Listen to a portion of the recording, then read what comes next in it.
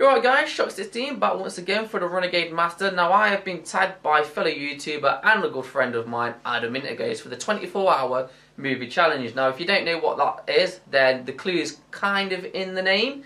So yeah, you take 5 movies and watch them over the course of 24 hours. However, this has come from Gashead Steve, who's put his own little spin on it, because originally you had to watch like film categories such as a black and white movie, a western, and a silent movie, or something along them lines. Basically, genres that people probably aren't really interested in, and yeah, won't really be interested in doing this tag challenge, whatever you want to call it.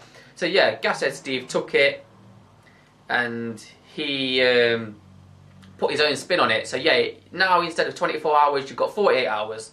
So I should probably change the title, which is down there now, isn't it? I've noticed that I point up there a lot when I say check out the titles or something. I'm an old school YouTuber, you see. Titles used to be up there. They're down there now on YouTube, aren't they? So yeah, 48-hour movie challenge now you've been given.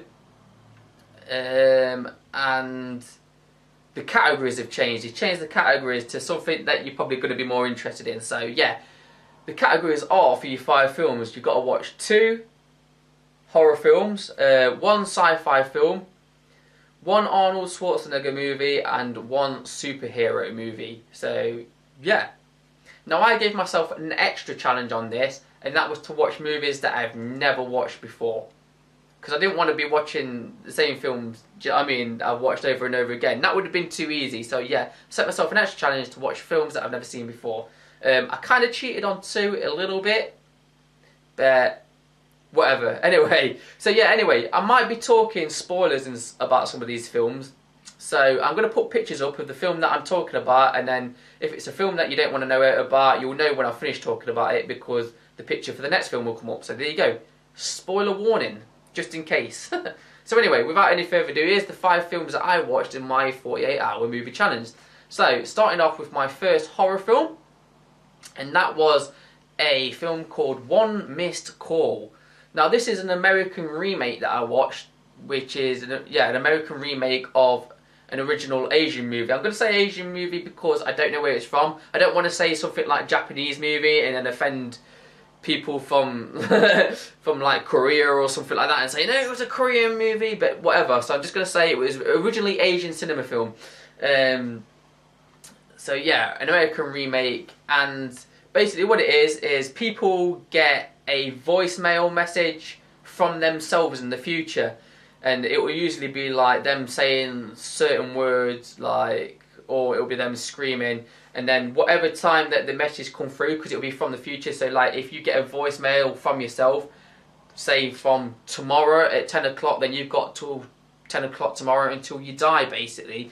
So yeah, it's got a supernatural element to it. There's no kind of real world explanation for why all this happens. In the end, it's all about the supernatural, why it's happening.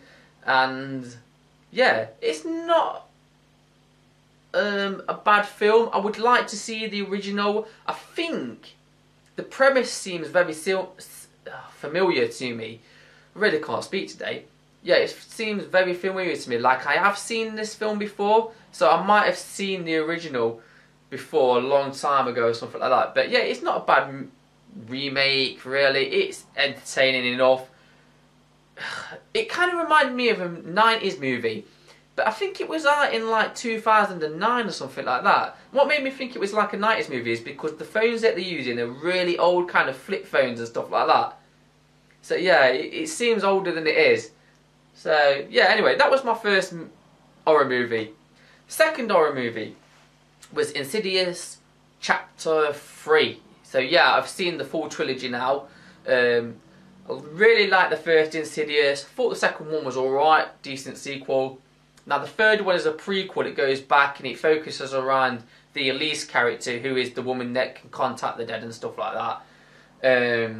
So yeah, because if you don't know, she dies in Insidious 2. She dies at the end. So yeah, it's a prequel about a young girl goes to her. She wants to contact her mum who died, and yeah, Elise tells her not to mess with that kind of stuff. And yeah, anyway, she gets hit by a car. She crosses over, and she enters the dark end of the they call it. I think they call it the further in the afterlife. And now a demon, she gets revived and stuff, and she's alright. And while she's recovering, she's now got like a demon from the other side trying to get her soul and possess her body and stuff like that. So yeah, she needs Elise to come along and cross over to the other side so they can basically get rid of this demon. Yeah, it's a decent prequel. It's probably the weakest in the trilogy. The first one's the best. Second one I thought was better than the third one. So yeah, but you know, to complete the trilogy, it's okay. So yeah, now on to my sci-fi film. So this is the one that I kind of cheated on a little bit, but because like I say, I'm trying to watch films that I've never watched before. So you might be surprised actually when I tell you what my sci-fi film pick is, and that is none other than Alien. So yeah, I can already hear you screaming now, aren't I? Saying you've never watched Alien, Shocks. No. But yes. Because I have seen the starting of Alien, I've seen the ending of Alien, I've seen the middle of Alien. I know exactly how it plays out, all the set pieces to it and everything, but I've never actually sat down and watched it start to finish. So that's what I did. I finally watched it start to finish, the whole film all the way through. And yeah, basically, like I say, I knew what was coming up. I've seen all the major parts of it. I've seen most of the film, but just never all in one sitting. So yeah, like the sequels, Aliens is one of my favourite films. One of my favourite sci-fi films. It's easily top 10. And so yeah, I've watched that countless times. I can quote that forever. And even like Alien 3 and like Resurrection and stuff like that, I've watched them multiple times as well. So yeah, I can now finally say that I've seen the original Alien and I love that movie. It is the classic. It deserves its classic status. And I love it. It's got kind of like that 2001 Space Oddity feel to it. Do you know, like it's like the walls and the doors like on the ship are all white and it's really bright and lit, and it's got kind of like that 70s kind of film grain to it and stuff like that. So yeah, if you've ever played the game Alien Isolation on Xbox One or PS4 or whatever, then you can see that they've really captured the feel of that movie really well in that game. So yeah, my sci-fi pick was Alien, and yeah, it's a brilliant film. It really is a good film. So what now? Oh, Arnold Schwarzenegger movie. Now this was a hard one, trying to find a film that I've never seen of his. Like I haven't seen the more obscure ones, like his really early ones where he's got his like thick accent. In fact, do you know like Hercules in New York or something like that? I can't remember the title of it. I think that is the title actually though, Hercules in New York.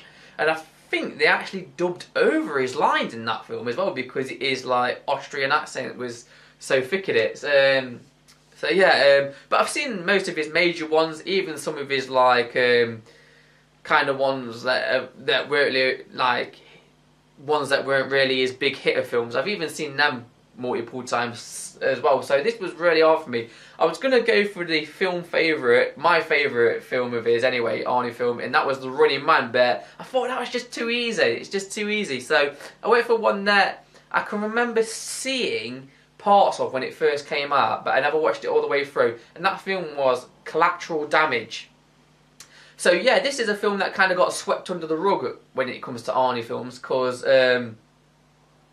I think it came out around about the same time as 9/11 happened, and the film was about terrorism. So if I'm not mistaken, I'm sure this film was delayed like a year or two or something like that, by which time everybody had forgot about it, because you know all the advertisement and the promotion for it was done years before it came out. Like, I'm sure that's the reason behind it. I might be talking shit, but I'm sure it had something to do with 9/11, which is why it kind of like swept people by when it finally did come out. So yeah, like I say, I can remember seeing bits of it when it first came out, so I actually thought I'd sit down and watch this movie, and you know what, it's not a bad movie.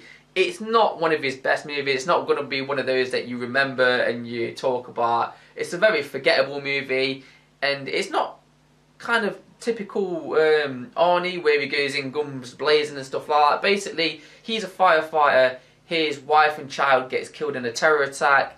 The government don't really seem to be doing a lot about it, or not moving fast enough on capturing this terrorist. So he goes out of his own way to go and get this terrorist guy. He like smuggles himself into like this like rebel area in Colombia, I think it is, and stuff like that, and he infiltrates like the terrorist compound. Then he chases them back to the US, where he has to stop him in the US from doing another terror attack, and it kind of has a nice little twist at the end to it.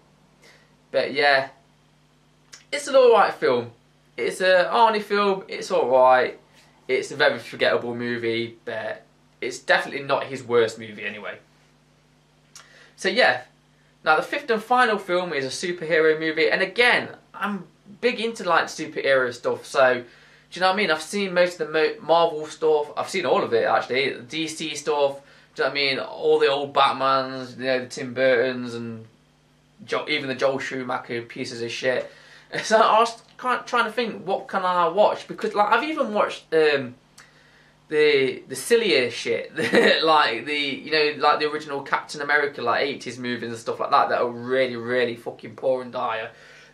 I've even watched them, so yeah, I was thinking, what can I watch? Then I thought, I know what, I'll go for animation film. And I remembered one, a Batman animation that I can remember coming out in the late 90s, around about 1998 or something like that. So yeah, I looked on Amazon Instant Video to see if they had it, and they did actually have it as well, so it was nice to actually see it on there. And that film was Batman and Mr. Freeze in Sub-Zero. So yeah, this is like a continuation, like a feature-length TV kind of movie that came from the Batman animated series, and then the 90s one, if you can remember it. It's really good animation, probably one of the best Batman animations out there, and that series, anyway, Batman series, animated series, yeah, I would really like to get that on Blu-ray or DVD or something, the complete like box set series of that.